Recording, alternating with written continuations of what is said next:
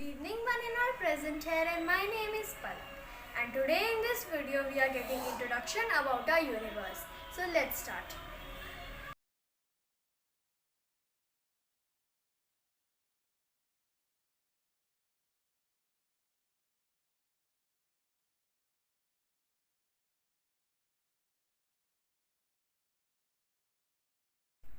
How wonderful is to watch the sky after the sunset.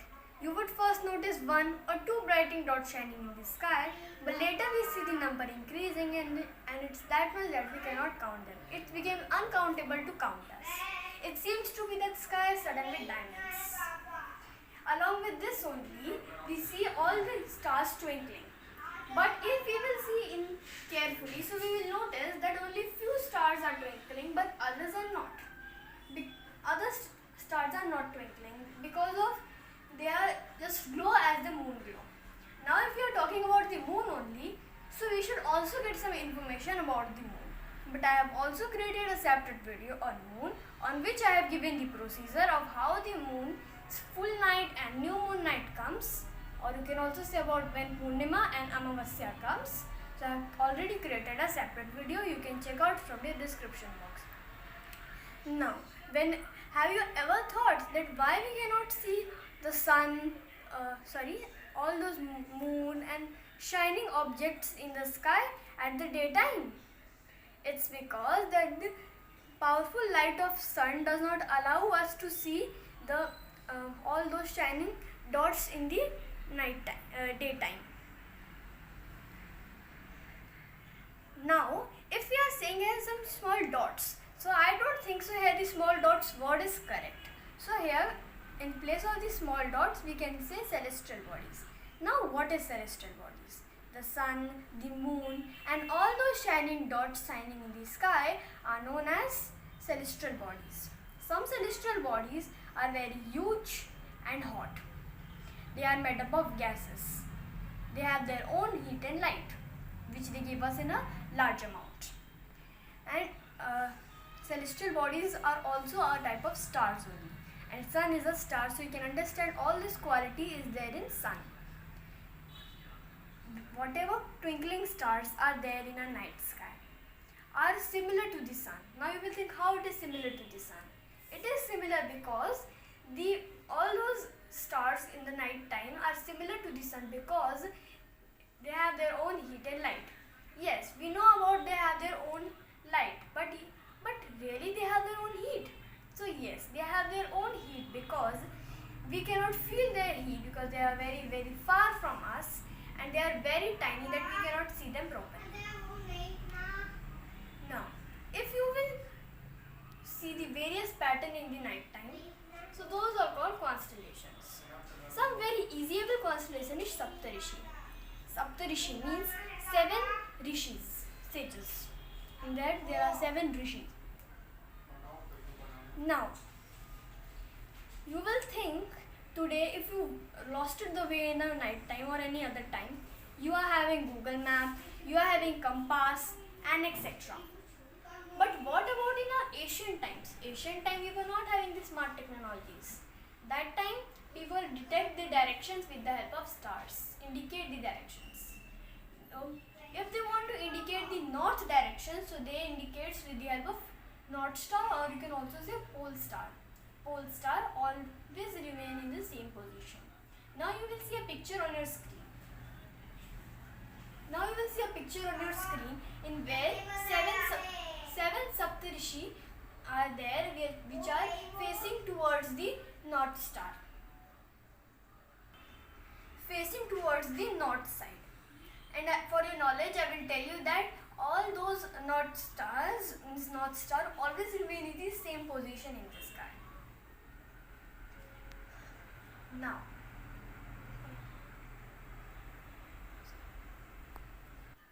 usually we know about the planets, but do you know the planet words comes from a Greek word plantia, which means wonders.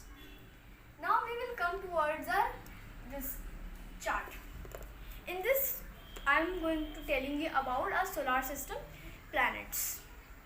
Here, this is first let me introduce with all the planets, then we will start our topic. This is Sun, this is Mercury, this is Venus, this is Earth where we live, this is Mars, this is Jupiter, and here remember this is asteroid belt between Mars and Jupiter. It is Saturn, it is Uranus, and this one is Neptune. All the planets move around the sun in an elongated path. What is elongated path now? This path is known as elongated path.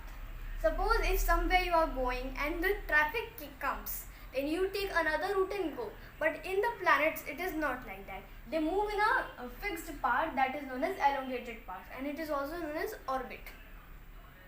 Now you will have a question that which planets move around the sun in how many days? So let me tell you that Mercury move around the sun in the 88 days, Venus go 255 days, and the Earth where we live, it takes about 365 days to move around the sun, and Mars takes 687 days. For remembering of Mars, you should just remember the Earth. It is just double on Mars. Here is asteroid belt. Here is Jupiter. Jupiter take almost 11 years, 11 months. Or you can also say 12 years to take one orbit around the sun. Saturn take 29 years, 5 months. And if we come to the Uranus, so Uranus take 84 years to move around the sun. And Neptune take 164 years to move around the sun. So I have introduced about all the planets and how much time they take to move around it. So okay, and related to this asteroid belt, in the further video we will know about it. The sun is the head of our solar system, so it is also important to know about our sun. Sun is a very huge and very hot. It is made up of extremely hot gases, which they give us in a large amount. Or you can also say that sun is the ultimate source of heat and light. Now, the light of the sun take almost 8 minutes to reach the earth. It comes in the speed of 3 lakh km per second. Still it take 8 minutes to reach on the earth. Because we call the sun is very nearest planet, but still it is very far from us. Now sun is almost 150 million kilometers from earth. It is very or you can also say sun is very large distance from us. Now there are 8 planets in our solar system, and we get the introduction also of all the planets here. So the distance from the sun, it's important to learn also because it became easiest to remember. Now if I tell you that you have to learn with the help of sun, that there are Mercury, Venus, Earth, Mars, Jupiter, Saturn, Uranus and Neptune. So you will not remember and you will not remember now. But there is an easy way to memorize these all the things. Is my very efficient mother just served us nuts. Or you can also say my very efficient mother just served us noodles. You will also see on your screen also. Till recently in August 2006, when Pluto was also considered a planet. But later in the International Astronomical Union have taken a decision that Pluto will be not a part of our solar system or not a planet. It's just to be like other celestial bodies. Now we will come on Earth, where we live. Earth is a very unique planet because there are many conditions favorable for life. It has all air and water which is very essential for our survival. Their air and all water are very essential. When the earth you will see in the picture now also. So it is in the circle, but in the real picture if you will see that from the slightly it is flatted. It is flatted because this flatted is known as geode. Earth is that like shape only. Now we will come on moon. Moon, as I told you, we will create a separate video on it. will come further from the moon, and now we will come to our asteroid. I will already created a video on moon. You can check out from there. Now we should come on the asteroid. So this is our asteroid belt. Asteroid belt are usually found between the orbit of Mars and Jupiter. Asteroid, as per the scientists, asteroids are those who are explored many years back with the help of the planets. Suppose if here in Mars, sometimes Mars some part gets broken and it gets removed. So it comes in this asteroid part. Now you will think that why it is only between Mars and Jupiter. It can be also between Saturn, can also break anything, but why it is only between these two planets? So it's because all the planets have a asteroid belt between them, but the most asteroid belt are between Mars and Jupiter. It can be between Saturn and Jupiter also, but if we say the most, so most is there in the Mars and Jupiter between this orbit.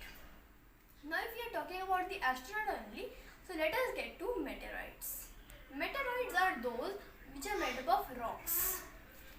Sometimes they come very nearer to the sun and they nearer to the earth. Sorry. They comes and they started falling on the earth. I am not saying that it should come only, but still when when it enter the earth's atmosphere, that time it started burning, and that burning can save the earth. I am not saying that it should always come and it should burn and do that. No, if it comes, if it changes into a fire, that time it is going to save the earth, because when it falls, after some time when it will fall on the earth, all this burning will cool down. But sometimes the meteoroids fall on the earth without burning. So when they fall without burning, that the earth gets hot, because when it enter the atmosphere, then also it is not getting any more it's not start any more burning. It just come on the earth and fall down. Now you will see a picture on your screen. In that picture, the meteoroid have fall and created a very big hollow. So because it creates that, it's very harmful for the earth. Burning is very harmful, also very harmful, but more than burning, that is harmful. Now these all are the part of a universe, remember. And there are Milky Way galaxy also. There are millions of galaxies, millions of stars. These all are the part of our Milky Way galaxy. And all of these things can be form a universe also. Now if after understanding this all, if I wanted to describe my solar system, so I will describe as the sun, the 8 planets, the sun, the 8 planets, satellite, and some other celestial bodies such as asteroid, meteoroids form a solar system. So now you will see a picture. In that picture, a man is there, then our earth is there, then Milky Way galaxy, and then universe. There are such millions of galaxies in our solar system. How will you fit that in a picture? I will left that up to you.